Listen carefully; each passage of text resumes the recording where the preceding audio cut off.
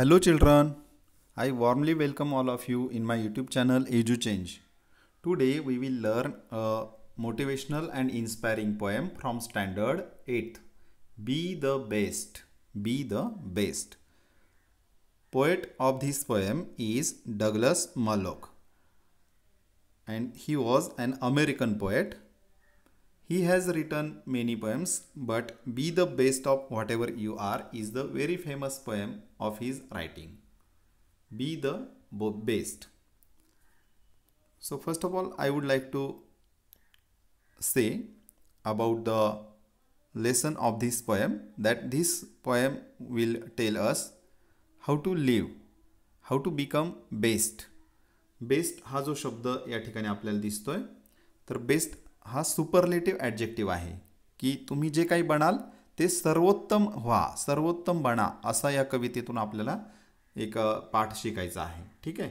B the best. So first of all I will read this poem. B the best.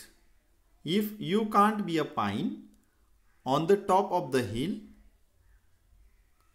be a scrub in the valley, but be the best little scrub by the side of the reel. Be a bush if you can't be a tree. तर या ठिकाणी कवी सांगतात की तुम्ही जर उंच पर्वतावरील देवदार वृक्ष होऊ शकत नाहीत. पाईन, पाईन म्हणजे देवदार वृक्ष. तुम्हाला एक छोटंसं चित्र काढून दाखवतो. देवदार वृक्ष म्हणजे लगेच लक्षात येईल तुमच्या की उंच पर्वत जर असेल तर त्या पर्वतांच्या वर अशा प्रकारचे देवदार वृक्ष, सूचीपर्णी आपण जे झाडं असतात तर ती झाडं त्या ठिकाणी आलेली असतात. तर तुम्हाला असं उंच पर्वतावरील देवदार वृक्ष जर होता आलं नाही तर तुम्ही काय व्हा, be a scrub in the valley. तुम्ही अगदी दरीतला एखादं असं खुरट्या झाडाझुडपांनी आच्छादलेला प्रदेश जरी झालात तरी हरकत नाही. बट बी, पण काहीतरी व्हा, काहीतरी. आणि कसं व्हा, द बेस्ट लिटिल स्क्रब, अतिशय सुंदर, अतिशय चांगला प्रदेश, असा हिरवागार की जो डोळ्यांना सुख देतो, आल्हाददायक वाटतो, असा प्रदेश व्हा. कशाच्या जवळचा? Side of the reel. Suppose this is reel. Okay. खळखळ आवाज करत वाहणारा रील आहे. ठीक आहे. तर याला म्हणायचं ओढा. त्या ओढ्याच्या शेजारचा तुम्ही काय व्हा, रीलच्या शेजारचं तुम्ही स्क्रब व्हा. बी a Bush if you can't be a tree. जर तुम्हाला असं मोठं झाड होता आलं नाही तर नाराज होऊ नका. तुम्ही त्या झाडा शेजारचं एक छोटंसं असं स्क्रबसुद्धा होऊ शकता की जे स्क्रब म्हणजे काय तर सगळा भूमी आच्छादून टाकते आपल्या हिरव्यागार रंगाने असं. ठीक आहे. पुढे जाऊया आपण. या ठिकाणी आपण 2-3 नवीन शब्द पाहिले. पाईन, पाईन म्हणजे देवदार वृक्ष. त्यानंतर इकडे व्हॅली, व्हॅली म्हणजे दरी. यानंतर स्क्रब, स्क्रब म्हणजे छोट्या खुरट्या झुडपांनी आच्छादलेला गवताळ प्रदेश, आच्छादलेला प्रदेश. त्यानंतर इथे रील हा शब्द 7व्या इयत्तेत शिकलेलो आहोत आपण. रील म्हणजे ओहोळ किंवा ओढा. बी a Bush if you can't be a tree. मोठं झाड होता नाही आलं तर छोटं झुडूप सुद्धा होऊ शकता तुम्ही. If you can't be a bush, be a bit of the grass. तुम्हाला जर झुडूप पण होता नाही आलं, if you can't be a bush, तुम्ही झुडूप पण होऊ शकला नाही, तर be a bit of the grass, तुम्ही गवताचं पातं व्हा. And some highway happier make. आणि तुम्ही काय करा, हायवे जो असतो, राजपथ असेल, मोठा मार्ग जो असतो, तो काय करा, तुम्ही आनंदाने भरून टाका. कारण की तुम्ही पाहिलं की मोठ्या रस्त्याने, सपोज धिस इज हायवे, आणि ह्या हायवेने समजा आपण प्रवास करत आहोत, तर ह्या हायवेच्या कडेला जे गवत असतं ना, हे गवतसुद्धा काय करतं, आपलं लक्ष वेधून घेतं आणि त्या गवताकडे पाहून आपल्याला बरं वाटतं. ठीक आहे. मोठमोठाली मैदानं असतात गवताची, त्या ठिकाणी आपल्याला ते पाहायला बरं वाटतं. म्हणजे मग कवी म्हणतात की तुम्हाला नाहीच काही होता आलं तर असं छोटं गवत होऊन तुम्ही तो हायवे सुद्धा काय करू शकता, आनंदाने भरून टाकू शकता. If you can't be a muskie then just be a bass, but the liveliest bass in the lake. आता या ठिकाणी काय, हे 2-3 शब्द नवीन आलेत खूप. पहा, मास्की, त्यानंतर बास. तर मास्की आणि बास हे माशांच्या जाती आहेत. नॉर्थ अमेरिकेमध्ये काही गोड्या पाण्यातील जे मासे असतात त्यांची ही जात आहे मास्की. ठीक आहे. तर कवी म्हणतात if you can't be a muskie, तुम्हाला जर मास्की म्हणजे हा मोठा अतिशय असा मासा होता नाही आलं तर नका हो, परंतु तुम्ही काय व्हा, एक बास व्हा. बास म्हणजे बास हा सुद्धा एक मासाच आहे. तर तुम्ही असा मासा व्हा. बट द लाईव्हलिएस्ट बास, लाईव्हलिएस्ट म्हणजे अतिशय तरतरीत, अतिशय चैतन्याने भरलेला असा मासा तुम्ही व्हा, बास इन द लेक, सरोवरातला. ठीक आहे. म्हणजे कवी आपल्याला सांगतात की तुम्हाला काही होता आलं नाही तर नाराज होऊ नका, परंतु जे काही होणार आहात तुम्ही, जे असाल तेच तुम्ही काय व्हा, चांगले आणि तरतरीत असा, म्हणजे बेस्ट व्हा. We can't all be captains, we have got to be crew. आपल्याला सर्वांनाच कॅप्टन होता येईल का? समजा एक जहाज आहे आणि त्या जहाजामध्ये आपल्याला सर्वांनाच कप्तान होता येईल का त्या जहाजाचं? नाही. मग त्या ठिकाणी एकच कप्तान असतो, परंतु जी बाकीची जहाजावरची छोटी लहान सहान कामं असतात ती करण्यासाठी क्रू असतात, खलाशी असतात. म्हणून तुम्ही काय व्हा, क्रूसुद्धा होऊ शकता. ठीक आहे. There is something for all of us here. तिथे प्रत्येकासाठी या ठिकाणी कामं आहेत, छोटी लहान सहान मोठी अशी प्रत्येकासाठी कामं आहेत. There is big work to do. प्रत्येकाला मोठं काम आहेच, परंतु त्याबरोबर there is lesser to do. प्रत्येकाला करायला छोटी छोटी आणि इम्पॉर्टंट कामंसुद्धा असतात. And the task you must do is the near. आणि तुम्ही जे काम केलं पाहिजे ना, ते काम तुमच्या जवळच असतं, फक्त तुमची नजर त्या कामावर गेलेली पाहिजे, ते काम तुम्ही करायचं आहे. ठीक आहे. If you can't be a highway then just be a trail. जर तुम्हाला हायवे होता नाही आलं तर तुम्ही एक साधा पायवाट व्हा. त्या पायवाटेने सुद्धा काय होतो, आपल्याला मार्ग सापडतो. झाडाझुडपातून चालत असताना, जंगलातून चालत असताना पायवाटच आपल्याला मार्ग दाखवते.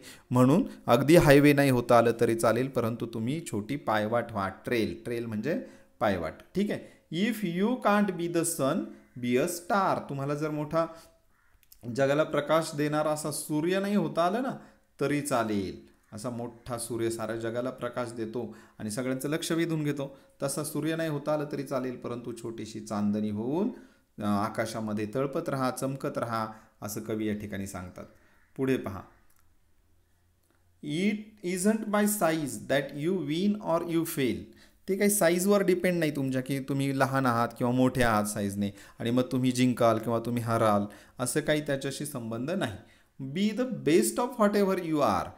तुम्ही जे काही आहात त्याचं तुम्ही चांगलं व्हा, त्यात चांगलंच नाही वे, त्यात तुम्ही सर्वोत्तम व्हा, असा संदेश या ठिकाणी कवितेतून आपल्याला शेवटी मिळतो. डग्लस मलोक हे कवी या कवितेचे आहेत. मित्रांनो, ह्या कवितेमध्ये आपण थोडासा भाग हा पाहिलाच, अर्थ समजून घेतला, परंतु यामध्ये काही जे शब्द आलेत रायमिंग पेअर्स ते सुद्धा आपण नजरेखालून घालू. पहा, या ठिकाणी पहिल्या कडव्यामध्ये जर पाहिलं तर इथे हिल आहे, इकडे रील आहे, तर ही जोडी होते. पहा, हिल रील. बी ट्री. ठीक आहे. जोड्या सांगतो मी रायमिंग पेअर्सच्या, तुम्ही नोट डाऊन करून घेऊ शकता.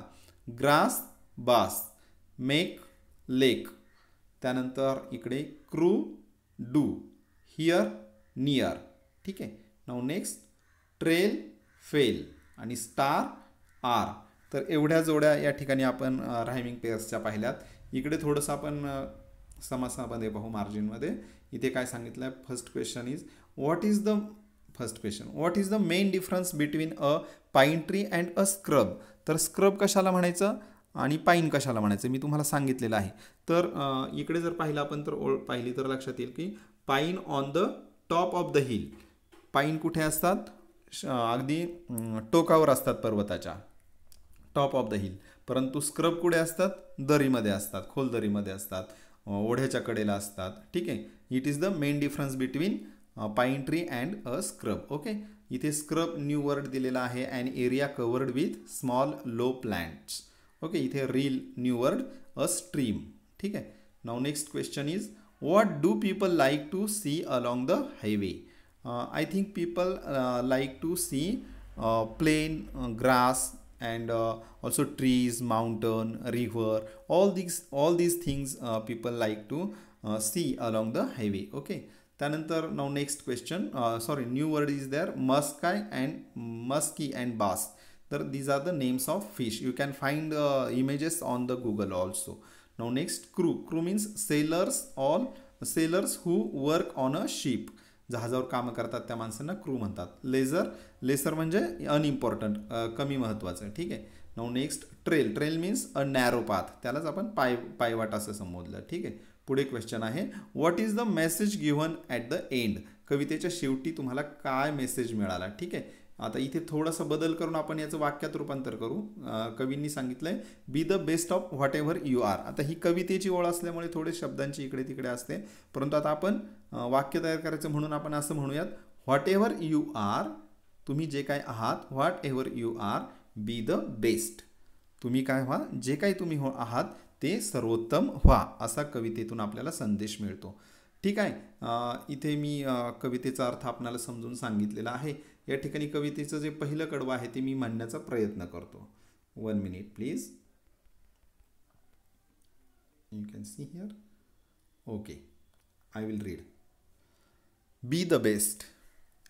If you can't be a pine on the top of the hill, be a scrub in the valley, but be the best little scrub by the side of the reel. Be a bush if you can't be a tree.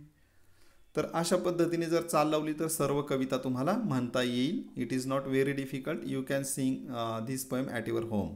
So I am very thankful to all of you for watching my video. In next video, I will try to explain the workshop of this poem. Okay. Don't forget to subscribe and like and share this YouTube channel. Okay. Thank you all of you.